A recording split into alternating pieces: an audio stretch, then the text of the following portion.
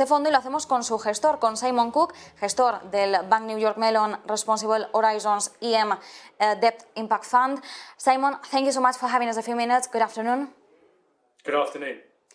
Simon, why are you launching this fund right now, which is the attractive that offers to us? Yeah, thank you for the question. We've been developing this strategy for several years, driven by two factors: the impact opportunity and the financial opportunity that we see in emerging market debt. If we take the impact opportunity first of all, you cannot be serious about impact investing if you ignore the emerging markets. They make up 85% of the world's people, 77% of the world's landmass, 99% of the world's poorest people live there, and they are 70% reliant on fossil fuels today, compared to only 40% in Europe. Whichever way you look at it, the scale and scope for positive change in the emerging markets are arguably unparalleled anywhere in the globe. But not only that, the other driving factor to launch this fund have been the potential financial returns. Over the long term, emerging market corporate debt has consistently delivered better risk-adjusted returns than every other asset class within emerging market debt. And not only that, over the past 10 years, it's outperformed both US investment grade and European investment grade. And right now, it offers the highest duration-adjusted yield anywhere in fixed income.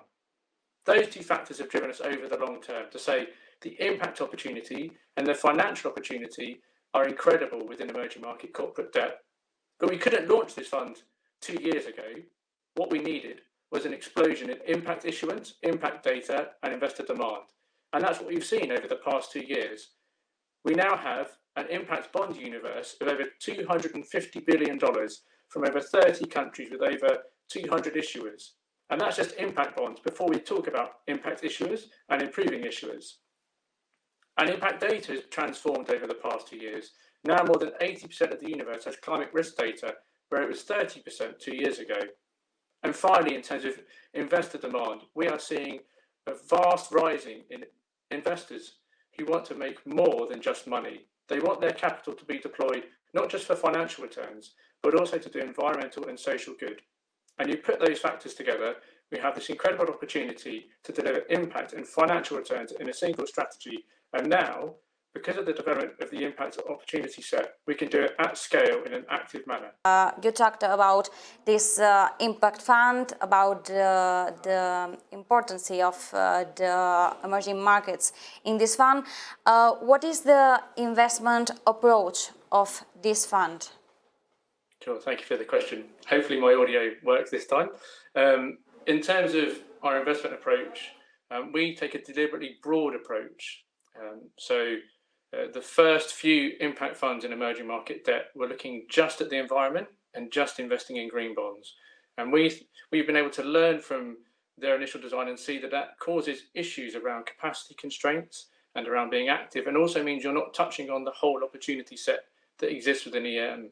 So we are deliberately broad, both in terms of the type of impact we seek to achieve and also the type of securities we invest in. So we look at not just the planet, not just the environment, we look at the planet, people and prosperity as our three key impact themes, looking at each of the UN SDGs, all 17 of them, and seeing how we can contribute towards them over the long term.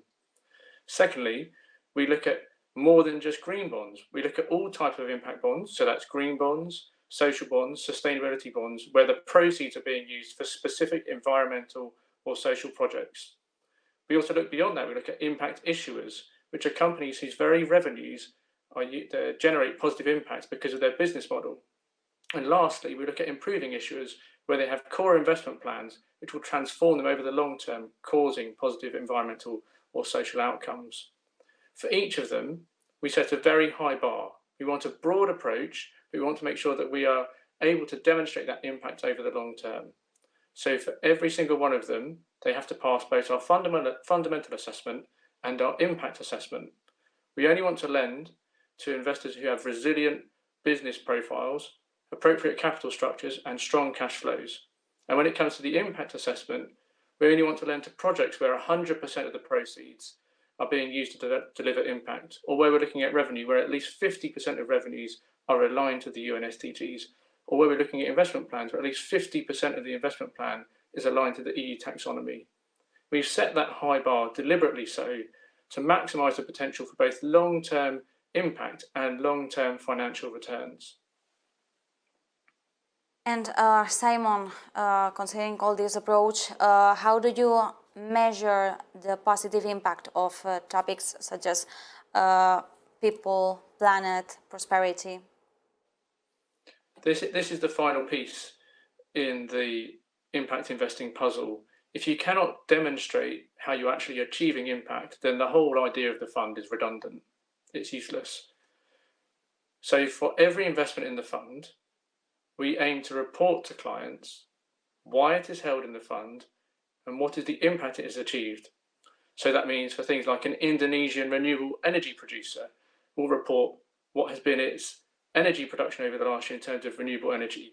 How many carbon emissions has it avoided? When you look at issues like that where their emissions are 90% below the incumbent, you can see the incredible impact it's achieving.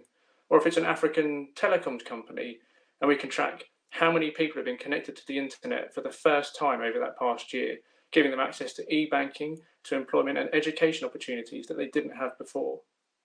That's critical at an individual security level, but we want to be as transparent as possible overall. We also want to show where issues have encountered certain controversies or concerns we have, because companies are like people, they are not perfect, so they will sometimes have negative impact as well. And then finally, we seek to aggregate all of those KPIs up so that at the fund level, we can show select KPIs under each of people, the planet and prosperity to demonstrate how our fund is achieving its stated goals over the long term. The potential is huge.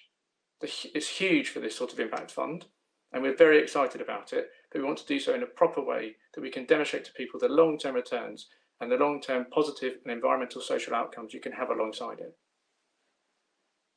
Simon, thank you so much for having us these few minutes. It's been a pleasure. Thank you for explaining to us which is the approach of this impact fund. Simon Cooke from BNY Mellon, responsible Horizons EM Debt Impact Fund. A pleasure. Right.